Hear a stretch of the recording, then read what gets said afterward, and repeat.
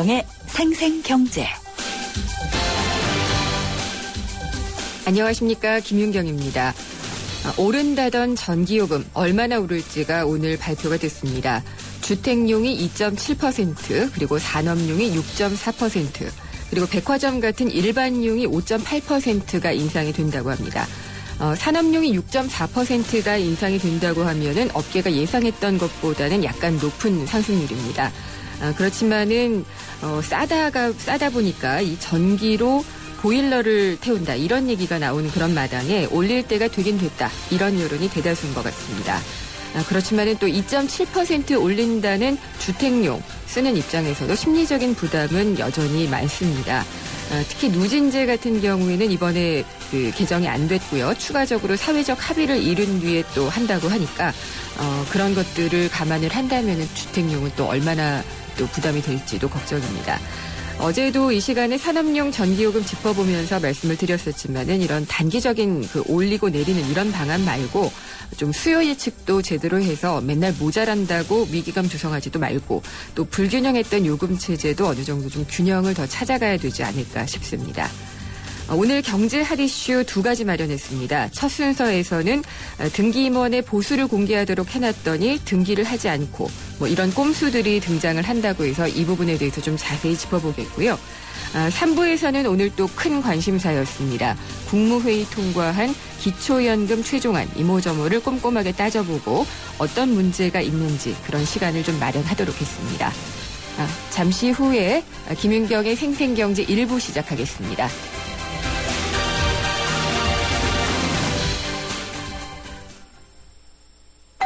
우리 집에 홈보이가 찾아왔어요. 엄마에겐 오디오, 아빠에겐 TV, 아이에겐 동화. 홈보이 하나면 다 되니까 온 가족이 원하는 스마트한 선물. 유플러스 홈보이. 유플러스 매장에서 만나세요. 가입 문의 101.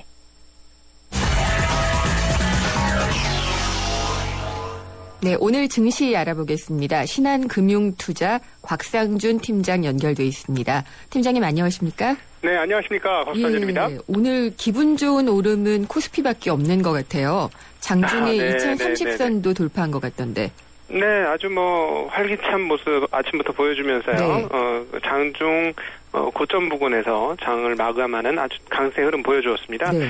일단 집 떠났던 외국인들이 다시 시장으로 돌아오면서 예, 시장 강세를 이끌어주었고, 그리고 집 나갔던 투신권은 이제 다시 집에 들어오려고 하는 그런 모습들을 계속 보여주고 있습니다. 네. 오늘로 투신권이 6거래일 연속 아니래요. 8거래일 연속 순매수를 해주었습니다. 네. 굉장히 특이한 흐름인데요. 네. 잘 아시다시피 45거래일 정도 펀드 환매가 이루어지면서 펀드 환매 신기록을 보여주었던 주체가 바로 투신인데요. 네. 어떻게 보면 팔 사람은 이제 다 판 거 아니냐, 라고 이렇게 생각이 들 정도로 투신권이 과거와는 좀 다른 모습 보여주고 있습니다. 왜냐하면 투신권에서는 펀드 환매가 많이 있었고, 펀드 환매가 보통 본전이 찾아지면 환매가 많았는데 그게 대체적으로 2,000포인트 내외에서 그 위쪽이었습니다. 그러니까 2,000포인트 이상에서는 거의 항상 매도가 나왔었는데요. 정말 얼마 만에 이런 모습 보는가 싶을 정도로 2,000포인트 이상에서도 연속 순매수가 나오고 있어서 외국인 매수와 이게 이렇게 더불어져서 매수가 나오자 지수 상승으로 이어진 것이다. 이렇게 볼 수 있는데 오늘 지수 한번 짚어드리고 넘어가도록 하겠습니다. 20.83포인트 1.04% 상승한 거래소는 2031.64로 끝났는데요. 모두의 아나운서님께서 말씀해 주셨던 것처럼 코스닥은 오히려 이렇게 거래소의 강세에도 불구하고 4.04포인트 0.79%나 하락을 하면서 505.50포인트로 장을 마감하는 모습이었습니다. 네, 근데 오늘 어느 증권사 보니까 2040선까지 내년에 갈 수 있다, 이런 또 뷰도 내놨더라고요. 2400선이겠죠? 예, 2400선. 예, 2400선. 네, 그렇게 말하는 이유가 뭐냐면은요. 저희 이제 증시 참가자들 입장에서는 가능할 수도 있다라고 보는 것인데요. 삼성전자가 5년 전에 삼성전자하고 같으냐? 이렇게 물어본다면 내용을 조금만 아시는 분들이라면 아니다, 이렇게 대답을 하실 거예요. 그 사이에 노키아의 시장을 거의 다 점령을 했기 때문에 과거에 비해 엄청나게 커진 회사가 됐는데, 이 회사의 주가가 1년 수익이 몇 배냐? 7.5배가 안 되고 있습니다. 네, 싸다는 그런데 말씀이신가요? 그렇죠. 네. 보통 한국의 평균은 1년 수익의 한 10배 내외를 하는 것이 일반적인 주가 흐름인데요. 1년 벌은 돈의 한 10배 정도에서 형성이 되는데 이게 한국 대표 기업일 뿐만 아니라 아시아 대표 기업이고 세계 IT 대표 기업이라는 점을 감안해 보면 이런 기업들은 대체적으로 우리가 프리미엄을 부여합니다. 그래서 보통 뭐 평균이 시장이 10배 정도에서 주가가 형성된다면 이렇게 대표 기업들은 12배에서 14배 아니면 그 이상으로도 이제 좀 보통 이렇게 대우를 받게 되는 것인데 그런 부분에서 전혀 대우를 받지 못하죠. 실적이 떨어진다고 해도 현재 주가가 그렇게 비싼 건 아닙니다. 그래서 그런 측면에서 보면 뭐 삼성전자 또 하나의 기업인 현대차그룹 뭐 이런 정도의 회사들이 적정가를 받게 된다면 이 두 회사만으로도 주가가 2,100에서 그 이상 갈 수 있으니까요. 거기에다 플러스가 뭐 어떤 부분이 있냐면 내년도 미국은 물론이고 유럽 그리고 중국까지 대체적으로 올해보다는 내년이 경제 성장이 조금 더 이루어질 것이다라고 보고 있습니다. 또 하나의 부분은 국내 경기 상황도 뭐 그렇게 나쁘지 않을 거라 보는데 이미 뭐 IMF나 한국은행에서 발표했다시피 2014년도 GDP 성장률을 각각 3.7%, 3.8% 잡고 있기 때문에 올해보다는 조금 더 성장할 것이다 이렇게 보고 있고요. 그러니까 경제도 조금 더 회복되고 또 하나는 유동성이 계속 늘어나고 있지 않습니까? 유럽은 최근에 뭐 총통화량은 좀 줄기는 했습니다만 만에 하나 내년 1월 달쯤에 독일에서 무제한적인 채권 매입 프로그램인 OMT를 독일 법원에서 합헌 판정을 내려주게 된다면 유럽마저 유동성 완화에 뛰어들게 될 것입니다. 그러면 내년도는 경기 플러스 유동성이라는 그런 흐름들 때문에 주식시장 입장에서는 굉장히 기대가 크죠. 그래서 지금 보면 굉장히 엉뚱해 보이는 2,400포인트에 대한 그런 예상도 나올 수가 있게 되는 그런 모습이다 이렇게 보겠습니다. 그러면 신한금융의 하우스뷰도 그 정도 되나요? 네, 저희는 그 내년도의 하우스뷰를 1,850에서부터 2,350 정도로 잡고 있고요. 네, 애널리스트들하고 이렇게 따로 사적으로 이렇게 얘기를 해보면 상당히 흥분해 있어요.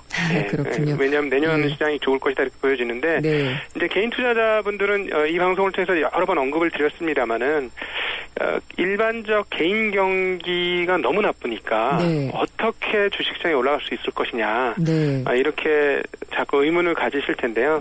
조금 다르게 봐야 될 것 같습니다. 왜냐하면 지금 이게 그 전 세계적인 흐름 중에 하나인데요. 자본의 힘이 강화되면서 자본과 기업이 결합을 한 상태고 기업들의 힘이 아주 정말 뭐 최고로 강해지고 있는 이런 시점이라서 기업들의 수익 흐름들은 나쁘지 않은 상황입니다. 미국도 그렇고요. 우리나라도 그렇습니다. 그러니까 기업들은 좋은데 반면에 개인들은 굉장히 어려운 국면들이 이어지고 있는 것이죠. 그래서 개인과 기업실 그 어떤 체감 경기라는 것이 이쪽은 아주 뜨거운 그 하와이 같은 여름이고요. 이쪽은 알래스카 같은 겨울이다 이렇게 볼 수 있겠습니다. 괴리감이 좀 있다 이런 말씀이시고요. 오늘 보니까 한국 콜마도 그렇고 화장품 주가 좀 많이 올랐더라고요. 네, 지금 중국에서 사실 오늘 상승에 있어서는 중국 영향도 빼놓을 수 없다 이렇게 볼 수 있는데 전일 중국이 그 본토 시장인 홍콩 상하이는 약 3%대 그리고 그 중국 상하이는 3%대 홍콩은 3% 그리고 홍콩에 있는 중국 기업들은 5%대 급등을 했습니다. 지수가 5%면 어마어마하게 많이 오른 건데요. 이렇게 오른 이유가 중국 3중전의 이후의 개혁 방안에 대해서 좀 더 구체적으로 이야기가 나오면서 기대감이 굉장히 커졌습니다. 시중 뉴스에서는 중국이 뭐 산하 제한을 이제 폐지한다, 실질적 폐지다, 뭐 이런 이야기들이 나왔죠. 나오고 있죠. 그러면서 그것뿐만 아니라 몇 가지 개혁안들이 나왔는데 중장기적인 측면에서는 이게 굉장히 긍정적이다 이렇게 볼 수 있습니다. 그 기대감으로 많이 올랐는데요. 한국 시장에 요즘 가장 영향을 많이 미치는 해외 시장을 뽑아보라면 미국보다도 오히려 중국을 먼저 들 수 있는데요. 전일 한국 시장 5포인트밖에 오르지 못해서 중국과 홍콩의 상승 부분을 반영하지 못했습니다. 그래서 이 부분들을 오늘 좀 더 반영을 한 것이다. 이렇게 볼 수 있겠고 말씀하셨던 그런 업종들이 사실 중국 내수 소비 활성화의 수혜주들입니다. 그래서 그런 부분들이 같이 어우러지면서 상승한 것이다. 이렇게 볼 수 있겠죠. 예, 말씀 잘 들었습니다. 감사합니다. 네, 고맙습니다. 예, 신한금융투자 곽상준 팀장이었습니다.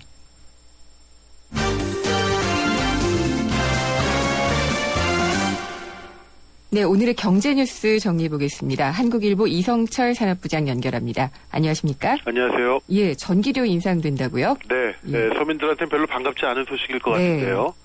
21일부터 평균 5.4%가 이제 인상이 됩니다. 용도별로 보면은 산업용 전기요금이 6.4%가 인상이 돼서 가장 인상폭이 크고요. 우리 보통 가정에서 쓰시는 이 주택용은 2.7%만 오릅니다. 그리고 이 빌딩이라든가 상업용 건물 뭐 이런 데 적용이 되는 일반용은 5.8%, 그다음에 학교에서 쓰는 교육용은 동결이고요. 농촌에서 쓰시는 이 농사용은 3.0%, 그다음에 기타 가로등 뭐 심야 전력 이런 건 5.4%가 올라가게 되는데 전기요금 인상이 지금 굉장히 잦죠. 최근 올해도 두 번째잖아요. 네, 3년 동안에 5번째입니다. 2011년 8월에 4.9%가 올랐고요. 고해 12월에 또다시 4.5%가 올랐고 2012년 8월에 4.9%, 또 지난 1월에 4.0%. 그래서 거의 뭐 한 7, 8개월에 한 번씩 계속 올라가고 있는데 가장 큰 이유는 그렇습니다. 우리나라가 대표적인 이제 전력 다소비 국가입니다. 전기를 너무 많이 쓰는 나라인데 그 이유 중에 하나는 이 전기요금이 너무 싸다라는 게, 뭐, 그건 아마, 틀림없는 사실인 것 같습니다. 다른 나라에 비해서 전기요금이 싸고, 그러다 보니까 계속, 전기 소비가 늘고, 그러다 보니까 여름철, 겨울철, 이럴 때마다 그 전력 대란을 겪는 그런 악순환이 이어지고 있다 보니까, 단계적으로, 전기요금을 점차적으로 올리고 있는 그런 상황인데요. 다만 근데 이것을 과연 언제까지 소비자들의 내지는 이 수요자들의 전기요금만으로 해결할 것이냐라는 문제도 분명히 있습니다. 예, 그렇습니다. 전기요금이 싼 거는 뭐 분명합니다만은 이 여름철 전력 대란이라든가 겨울철에도 오는 전력 대란이 기본적으로 정부의 어떤 원전 관리 실패라든가 관리 부실 이런 데서 비롯되는 측면도 분명히 있지 않습니까? 항상 수요 예측을 잘 못한다 이런 지적을 받고 있죠. 그렇습니다. 수요 예측도 잘못되고 게다가 공급을 해야 될 발전소들이 툭하면 멈춰서고 거기에 또 뭐 원전 비리까지 끼고 그러다 보니까 이 전기요금 인상이 이 계산상으로는 분명히 당위성이 있음에도 불구하고 국민들 시각에서는 아니 이 발전소 관리 잘못한 책임은 왜 묻질 않고 항상 이 모든 책임을 소비자들한테만 떠넘기느냐 이런 불만이 나올 수도 있는 것 같습니다. 산업용은 그래도 생각보다 좀 많이 오른 면이 있는 것 같고요. 개인용 같은 경우에는 이제 누진율이 적용이 되니까 이 단계가 좀 빨리 조정됐으면 좋겠는데 그건 이번에 안 된 것 같아요. 포함이 안 됐습니다. 그건 뭐 이 바꿀 경우에 그 득실을 놓고 여러 가지 논란이 있기 때문에 이번 안에는 포함이 안 됐는데 또 산업용도 사실은 큰 쟁점입니다. 계속 지금 한 5년 사이에 보면은 산업용이 근 한 50% 가까이 올랐거든요. 그러니까 기본 인식은 이 기업들이 과거 이제 이 경제 발전 시대에 고도 성장을 위해서 산업체들한테 전기요금을 싸게 쓸 수 있는 기회를 준 건 분명히 맞고요. 근데 지금 뭐 연간 이익을 몇 천억 몇 조씩 내면서 계속 이렇게 싼 요금을 쓰는 게 맞냐?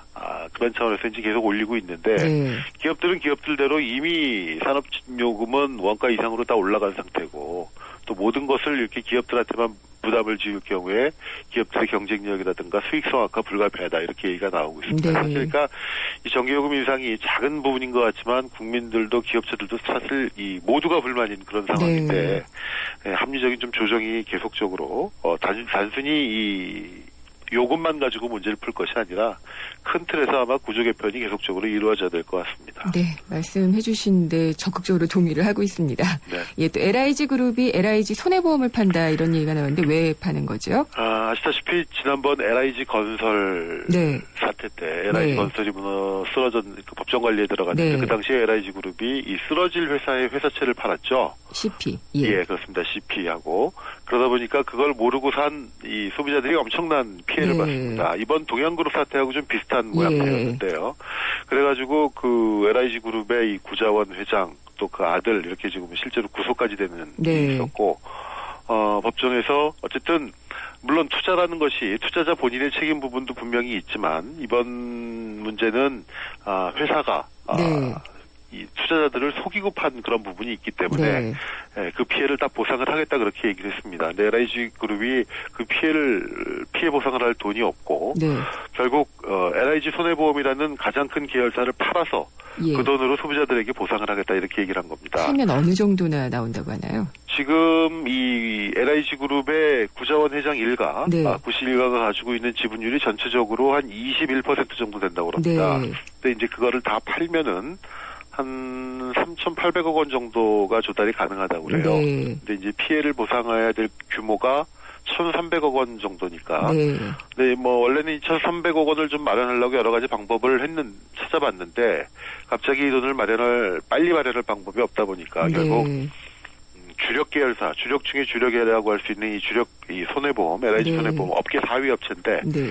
이 회사를 팔아서 그 돈으로 하겠다. 어쨌든 뭐 상당히 네. 전향적인 조치인 건 분명한 것 같습니다. 네. 기본적으로 이 투자자들한테 충분한 위험성을 고지하지 않고 법정 관리에 들어갈 회사의 CP를 팔았다는 건 기본적으로 굉장히 잘못된 경영상의 부도덕하죠. 부도덕한 행위겠죠. 근데 어쨌든 사후적으로나마 예. 그것을 보상하기 위해서 주력 계열사까지 팔기로 했다고 하니까 일단 뭐 사후 약방문인 측면도 있지만 이 대주주 측도 나름 고통분담에 동참하는 예. 그런 네. 모양인 것 같습니다. 원천적으로 네.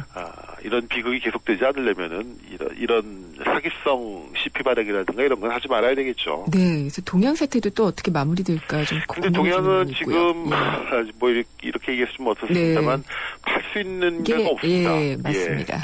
LIG 피해 보신 분들은 어쨌든 보상을 받게 됐는데 동양이 아마 지금 이 사태가 터진 지 오늘이 50일째 되는 네. 날인 것 같은데요. 쉽게 피해 보상을 받을 길이 없지 않나 싶습니다. 네.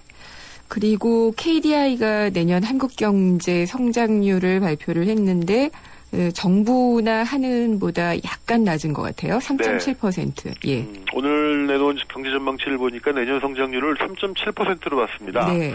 정부가 3.9로 봤고요. 또 한국은행이 3.8로 봤고. 네.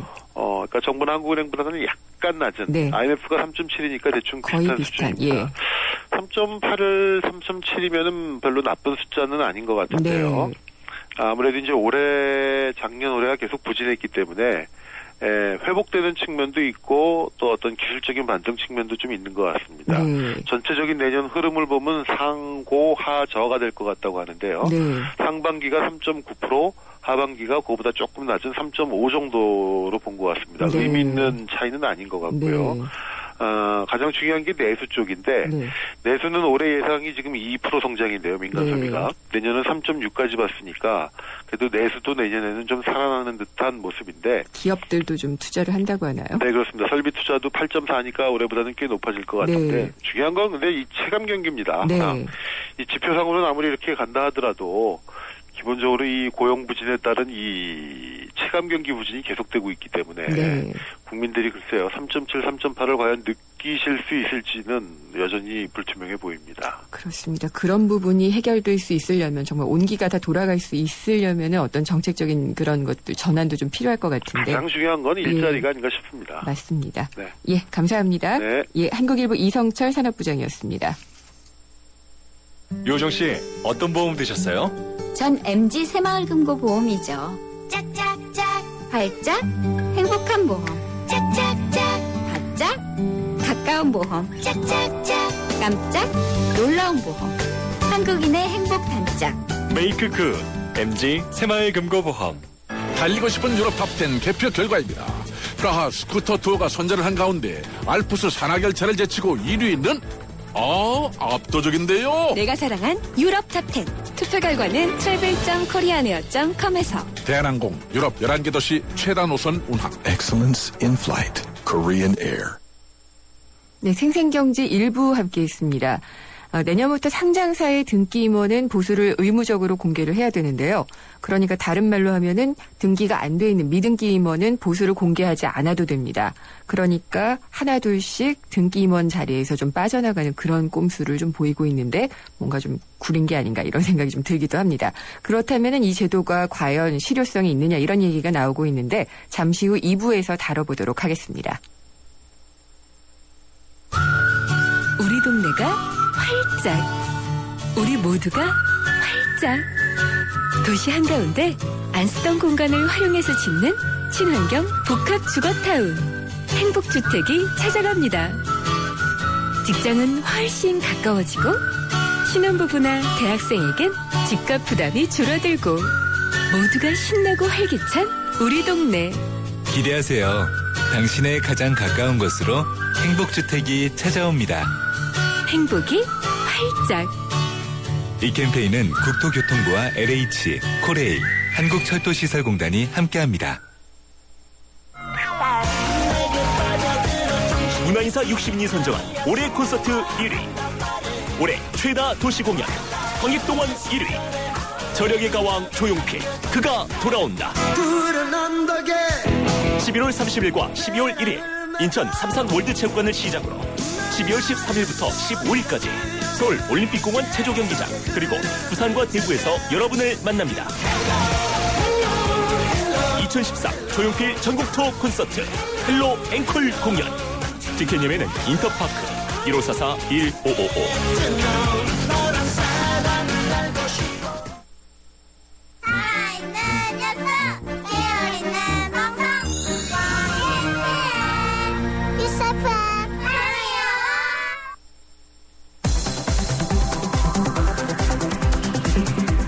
한 걸음 더 경제와 가까워지는 오후 김윤경의 생생경제.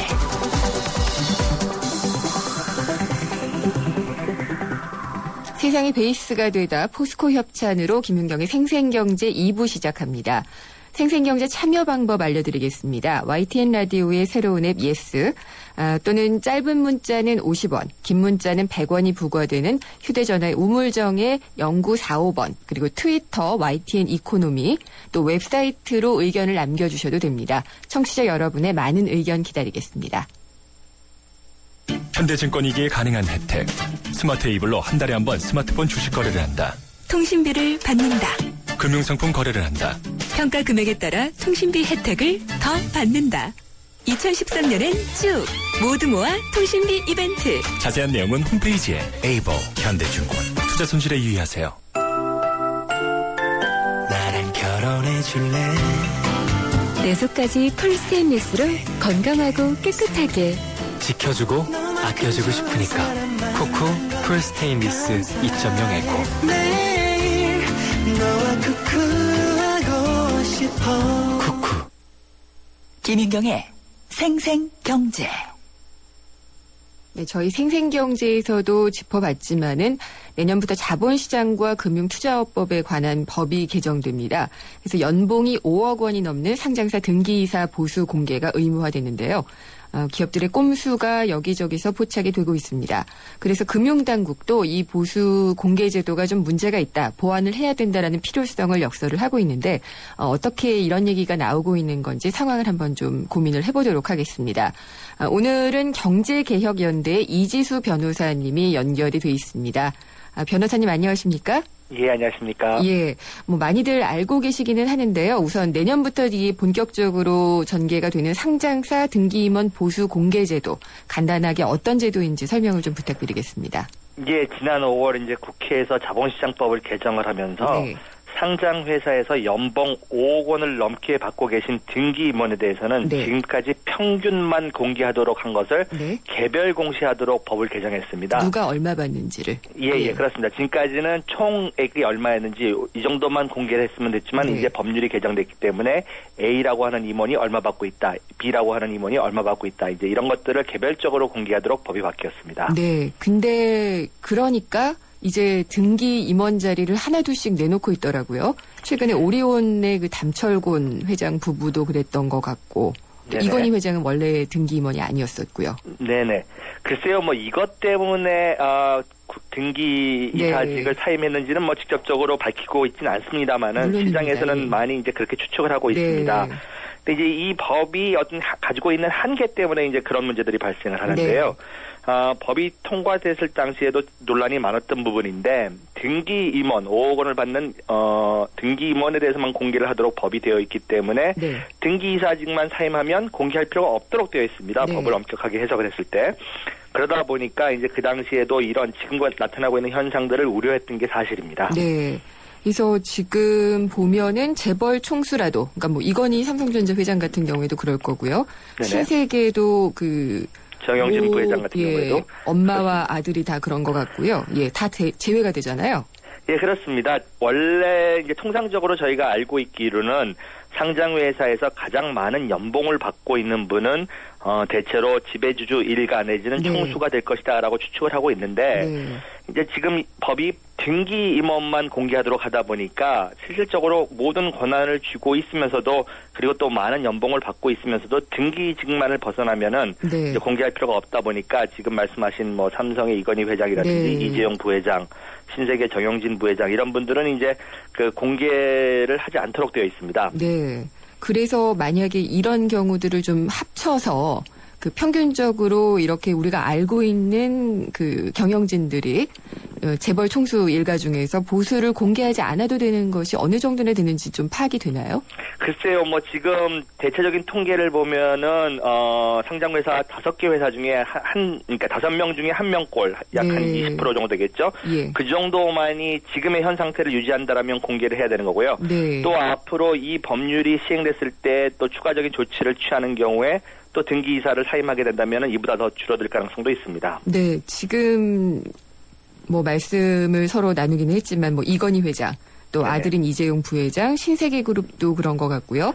또 현대차나 LG 같은 경우에는 그래도 공개가 되는 것 같아요. 예, 뭐 아직까지는 현대차그룹의 정몽구 회장이라든지 정의선 부회장이라든지 이런 분들은 등기직을 유지하고 계시기 때문에 그대로 그 상태가 유지된다면은 이제 올해 연도 말에 나오는 사업 보고서에는 개별적인 보수 총액이 공개되도록 되어 있습니다. LG도 공개가 되던가요? 예, LG도 구본무 회장님 같은 경우에 이제 그 등기이사직을 그 지주회사에서 하고 계시기 때문에 이제 그 부분에 대해서는 공개가 하도록 되어 있습니다. 왠지 이제 공개를 하는 사람들은 떳떳해서 하는 것 같고 공개를 하지 않으면 떳떳하지 않은 것 같고 그런 느낌이 드는 건 사실인 것 같아요. 글쎄요, 이 법이 통과됐을 당시에 사실 재계의 반발이 상당히 심했습니다. 이런 부분은 개인 사생활일 수도 있고 어떤 비밀인데 이것까지 공개를 해야 되느냐. 하지만 이제 주식회사의 어떤 기본적인 그 틀을 봤을 때 중요한 정보라고 하는 것이 시장에 공개되는 것은 너무나 당연한 거고요. 총수 일가라든지 지배주주 또는 등기 임원뿐만 아니라 비등기 임원이 얼마를 개별적으로 받고 있는지는 그분들을 선임하는 주주들이 이제 알아야 되는 중요한 정보에 해당합니다. 그렇기 때문에 논란이 있을 수는 없는 거고요. 그러니까 등기를 하느냐, 등기를 하지 않느냐 이게 이제 그 경영진의 입장에서는 책임을 지느냐 아니냐로 이제 좀 간략하게 설명을 할 수가 있을 것 같아요. 그렇습니다. 사실 뭐 미등기라고 해가지고 법률적인 책임으로부터 완전하게 벗어날 수 있는 것은 아닙니다. 다만 이제 입증을 하는 데 있어서 어떤 그 집행에 영향력을 미쳤다라고 하는 추가적인 입증을 하면은 되는데 사실은 쉽지는 않습니다. 또한 이제 등기이사 같은 경우에는 이제 이사회에 참석하는 것이 책무로 되어 있기 때문에 어떤 책임을 묻기가 좀 쉬운 그런 측면이 있습니다. 아니 그러면은 이렇게 다 구멍을 빠져나가게 되면 그 거의 반쪽짜리 혹은 뭐 너무나 구멍이 많은 그런 법 개정이 되는 게 아닌가요? 그렇습니다. 이제 지난번에 국회에서 논의할 때 이러한 것들을 계속해서 문제 삼아왔고 일부에서는 그렇기 때문에 이러한 것을 제도적으로 보완을 해야 되는 것이 아닌가라고 했지만 아까도 말씀드렸듯이 재계에서 이제 심한 반발이 있었고 어떤 타협 비슷한 식으로 지금 되어 있는 것이 연봉 5억 원을 받는 등기 임원에 대해서만 공개를 한다 이렇게 되어 있기 때문에 향후에 아까도 지적하셨듯이 그 정부에서도 이 부분에 대한 보완은 지금 잘 느끼고 있기 때문에 아마 좀 더 개선이 이루어져야 될 거라고 생각을 하고 있습니다. 그리고 이 등기를 하지 않으면서 여러 군데 임원을 같이 하는 경우가 또 있잖아요. 예, 그렇습니다. 계열사마다 다 챙기면 굉장히 많이 받는 그런 경우도 있더라고요. 그렇습니다. 뭐 사실 그 우리나라 그 그룹 총수들이 많게는 뭐 9개 계열사의 어떤 그 임원을 하고 있고 뭐 보통 6, 7개 정도를 하고 계시는데 그분들이 그 계열사에서 받는 총액을 알 수가 없어요. 왜냐하면 개별 보수가 공개되지 않기 때문에 그렇다 보면은 과연 그분들이 성과에 맞는 보수를 받고 있는지를 판단할 근거가 없게 되는 거죠. 그러니까 9개나 계열사를 이제 경영을 만약에 맡고 있게 된다라고 하면은 그 뭐 하루에 몸이 9개도 아니고 다 관리도 못할 텐데 보수는 또 엄청 챙겨가신다면 굉장히 부담되게 느껴질 텐데요. 여러 회사에 이제 임원을 겸직을 하고 있다라는 것은 사실 이사로서의 충실 의무에 위반일 수 있습니다. 사실 뭐 아무리 그분들이 유능하시다 하더라도 한 사람으로서 이제 관여할 수 있고 경영에 이제 직접적으로 어떤 그 리딩을 할 수 있는 게 한계가 있을 텐데 뭐 많게는 9개, 적게는 한 서너 개 이렇게 계열사에서 임원을 하고 있기 때문에 상당히 바쁘실 거라고 생각을 합니다. 바쁘시겠죠? 네, 거의 불가능할 거라고 생각을 하고 있습니다. 예, 저는 9개는 안 될 것 같다는 생각을 좀 하고 있고요. 네네. 근데 이제 보면은 뭐 GE 같은 경우, 제너럴 일렉트릭 같은 경우에도 그렇고, 뭐 이멜트 회장이 얼마 받는다 이런 게 다 뜨거든요. 외신에 예, 보면은. 그렇습니다. 예, 근데 미국 같은 경우는 그런 것 같고, 뭐 네네. 영국이나 동일 같은 경우에도 그런 것 같은데 해외 사례는 어떤가요? 글쎄 우리나라하고는 좀 많은 차이를 보이고 있는데요. 일단은 미국 같은 경우에는 등기 이산이 비등기 이산이 하는 제도가 없습니다. 네. 그러다 보니까 어떤 식으로 공개를 하도록 하면은 그 회사에서 연봉 기준으로 최고로 많이 받고 있는 상위 5인에 해당하는 분에 대한 것을 개별적으로 공개하도록 하고 있습니다. 네. 뿐만 아니라 이제 개별적인 금액뿐만 아니라 거기에 산출하게 된 근거라든지 그 보수 이외, 그러니까 연봉 이외에 받게 되는 어떤 보너스라든지 상여금이라든지 무슨 주식이라든지 이런 부분에 대한 것을 다 총액을 기준으로 이제 공시하도록 되어 있습니다. 예, 보면 뭐 항공기를 얼마나 이용을 했고 뭘 갖고 있고 이런 것도 다 공개가 되더라고요. 예, 그렇습니다. 그것이 상당히 이제 중요하다라고 생각되는 정보라면은 그 모든 것을 이제 공시하도록 미국 증권관리국에서 그 지침서를 내렸고요. 그 회사들은 거기에 이제 준수하고 있습니다. 일본 같은 경우는 어떤가요? 글쎄요, 일본 같은 경우에는 이제 1억 엔 이상으로 되어 있어서 금액 측면에서는 저희보다는 좀 높은 것은 사실입니다만은 일본 같은 경우에는 자발적으로 회사들이 지금 많은 공개를 하고 있는 것으로 알고 있습니다. 네. 그리고 지금 이 보수 공개 방식 외에도 그 경제개혁연대에서 좀 문제가 있다라고 지적하는 게 있는 걸로 제가 알고 있거든요. 그렇습니다. 지난번에 이제 국회에서 법이 통과됐고 그에 맞춰서 이제 정부에서 시행령을 발표를 했는데 시행령을 자세히 들여다보면 사실 법 취지와는 좀 어긋나는 측면이 있습니다. 이 법이 처음에 이제 도입되게 된 취지는 아까도 말씀드렸듯이 많은 정보가 공개되고 투명하게 이제 경영이 됨으로써 주주로 하여금 그 어떤 그 결정을 하는데 의사결정을 하는데 도움이 되도록 하는 것이 이제 이 법의 본래의 취지인데 시행령을 보면은 사실은 총액은 이제 공개하도록 했지만 거기에 이르게 된 어떤 산출 근거라든지 성과와의 연동 부분 이런 부분들을 공개할 필요가 없도록 만들어졌기 때문에 그건 큰 의미가 없어지잖아요. 그러면. 그렇습니다. 사실은 이 법에 통과된 취지를 봤으면 시행령이 지금처럼 나왔지는 않았을 텐데요. 이제 그 부분들을 이제 정부 측에서는 아직까지는 좀 시간이 필요하다 이런 이유로 지금 취지를 좀 퇴색시키는 그런 쪽의 시행령이 나왔습니다. 과연 이런 그 허점을 모르고 이렇게 했을까라는 생각이 의심이 안 드는 것은 아닌데요. 통과 당시에도 재계에서의 반발이 너무 심했기 때문에 정부에서도 이제 그 의견을 아마 조금은 반영한 것이 아닌가 이렇게 추측하고 있습니다. 정답은 없겠지만은 좀 뭐 보완할 때 구체적으로 어떤 것들이 좀 필요할까요? 글쎄요, 지금 많은 시청자들께서도 이제 느끼시겠지만 우리나라 현실에서 뭐 등기니 미등기니 이런 분들의 연봉이 중요한 것이 아니라 회사에서 이제 가장 많이 받는 분들은 누군지, 그다음에 받으면 얼마나 받는지 이런 부분들이 궁금하실 텐데 또 주주들도 마찬가지로 그런 정보가 필요한데. 지금은 법이 이제 등기 임원에 대해서만 하도록 되어 있다 보니까 아까도 말씀드렸듯이 뭐 이건희 회장이라든지 이재용 부회장이라든지 이런 분들이 다 빠집니다. 그러다 보니까 이제 알맹이 없는 그런 정보만이 나올 수 있고 또 향후에는 이런 어떤 법의 미비점을 이용해 가지고 등기사직을 사임하면 되고 이제 이런 문제들이 생기기 때문에 이런 것에 대한 어떤 그 보완책이 필요하다고 생각을 하고 있습니다. 책임을 안 지고 그냥 성과만 가져가는 그런 것은 있어서는 안 된다는 좀 생각을 하는데요. 많이 좀 빨리 보완이 됐으면 합니다. 오늘 말씀 감사합니다. 예, 감사합니다. 경제개혁연대 이지수 변호사였습니다.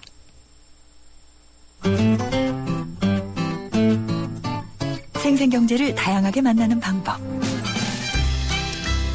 YTN 라디오 앱 예스와 웹사이트 김윤경의 생생경제 또는 트위터 YTN_이코노미로 실시간 듣기와 다시 듣기를 하실 수 있고 방송 내용에 대한 문의와 의견을 주실 수 있습니다.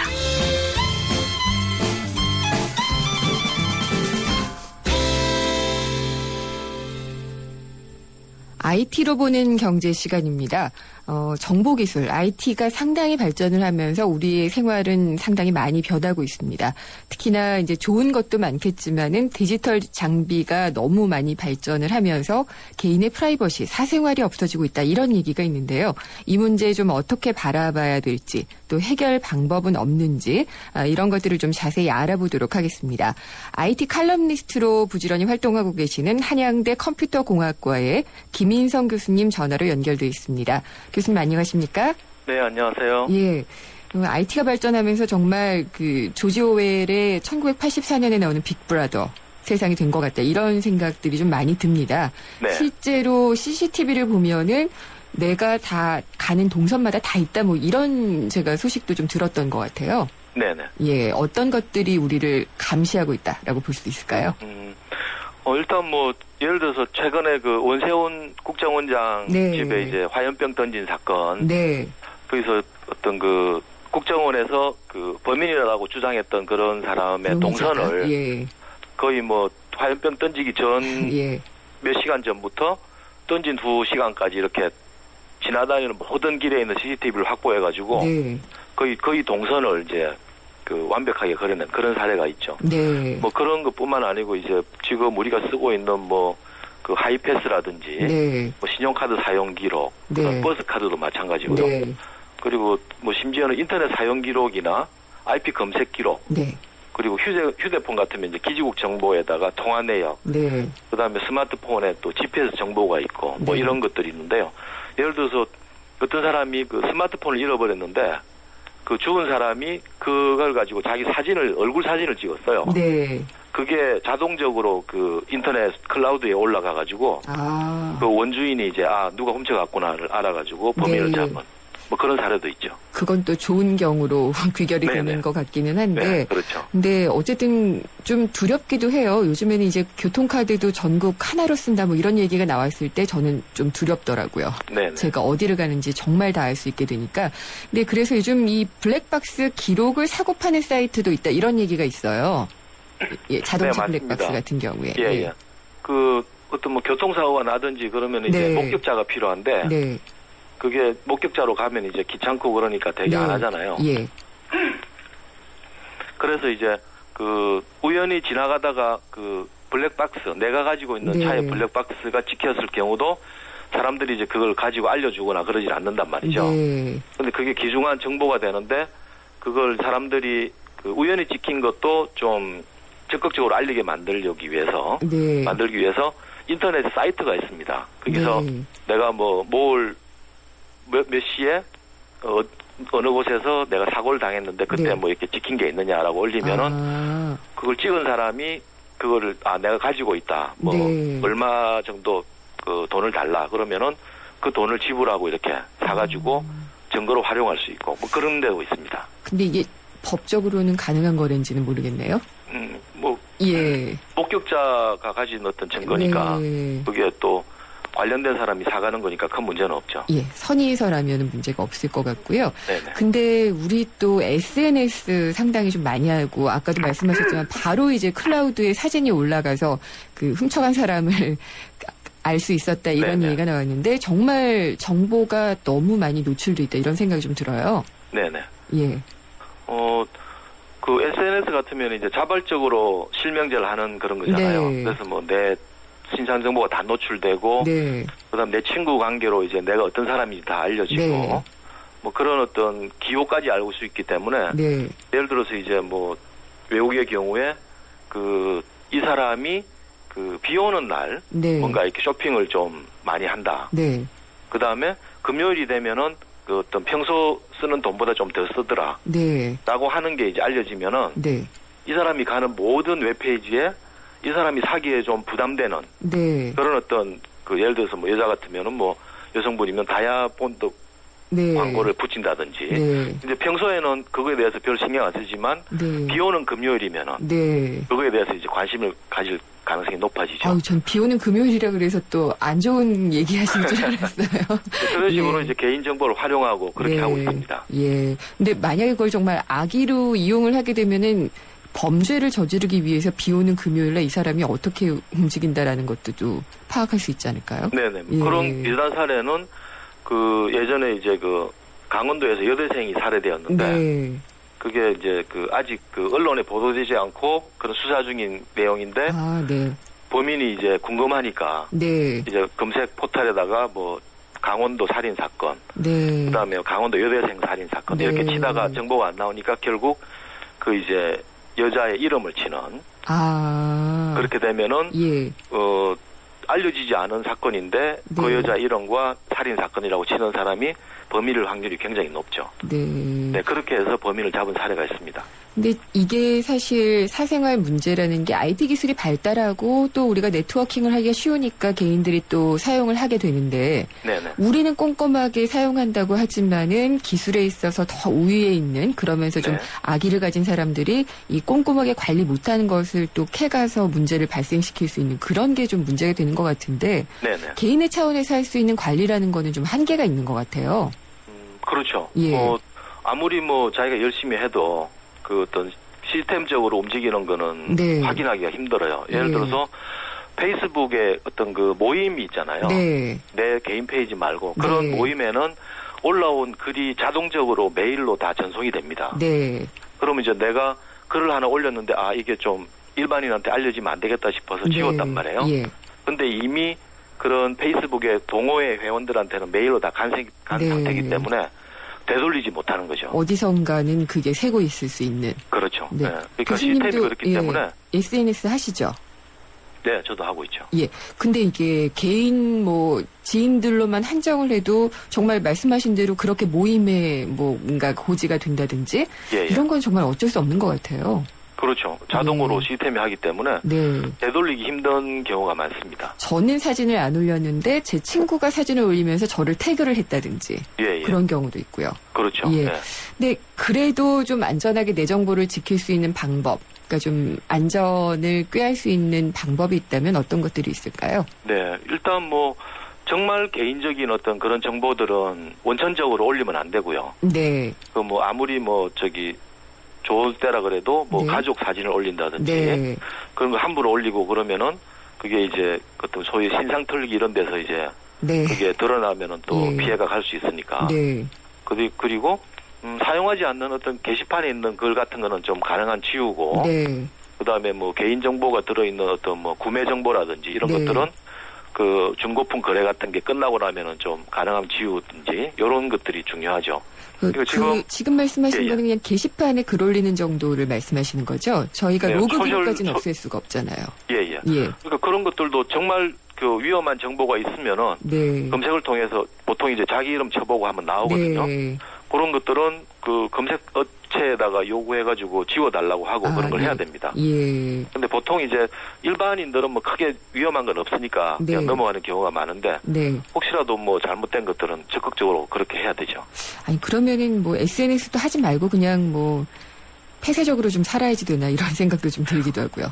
그러니까 SNS가 개인 공간이라고 생각하는 게 오해인데요. 네. 그게 아주 너무나 열린 공간이거든요. 네. 그러니까 뭐 내 기분에 따라서 그 일반적으로 안 할 그런 것들, 내 사진을 올린다든지 네. 장난스러운 이미지를 올린다든지 이런 것들이 네. 나중에는 문제가 네. 될 수 있으니까 네. 그게 열린 공간이다라는 네. 걸 항상 명심하고 사셔야 됩니다. 알겠습니다. 지금 굉장히 좀 명심을 하게 되는 부분이 많이 있는데 제가 알기에도 아이들 사진 올리시는 분들 상당히 많거든요. 네네. 예, 그런 것들도 좀 많이 조심을 해야겠다 이런 생각이 좀 듭니다. 그렇죠. 예. 뭐 경고를 하나 드리면은 페이스북을 만든 주커버그가 네. 그 친구가 이제 제가 보기에는 미국에서 거의 불가능하다고 생각했던 실명제를 자발적으로 하게 만든 사람인데 네. 그 사람이 이제 더 이상 프라이버시는 없다. 라고 네. 이제 선언을 했죠. 그렇군요. 하긴 저희도 이제 저커버그가 올리면은 그걸 다 알고 있으니까. 예. 예. 알겠습니다. 항상 조심해야지 된다는 그런 말씀이었고요. 예. 오늘 말씀 감사합니다. 네, 감사합니다. 예, 한양대 컴퓨터공학과의 김인성 교수였습니다. 지섭 씨, 맛있는 김장 준비 됐죠? 절이고 무치고 김치 한 입. 첫 맛은 내가, 깊은 맛은 김치가. 뽀뽀로 답해주고픈 김치 한 입. 첫 맛은 내가. 깊은 맛은 김치가. 월요일 친구 생일, 화요일 본부 모임, 수요일 동창회, 목요일 거래처 김과장, 금요일 불금, 토요일 오늘 밤 어때? 이런 깐장 간은 언제 시하는 거야? 식약처 인정 유산균 발효다시마 추출물 함유 모닝케어 플러스가 알코올성 간 손상으로부터 간을 보호하는 데 도움을 줄 수 있습니다. 굿모닝 간 모닝케어 플러스. 본 제품은 건강기능식품입니다. 네, 앞서 전기료 인상에 대한 의견을 예스를 통해서 변정림님과 심진택님이 주셨습니다. 기업들 봐주기만 하지 말고 국민이 납득할 수 있는 산업용 전기료 인상이어야 한다. 기업은 무섭고 국민은 만만합니까? 이런 글 주셨습니다. 저도 같은 의견입니다. 그리고 오늘 기초연금 최종안이 국무회의를 통과를 했는데요. 이 내용에 대한 또 문제점들이 상당히 많이 있기 때문에 내신 뉴스 듣고 생생경제 3부에서는 기초연금에 대한 모든 것들 좀 짚어보도록 하겠습니다.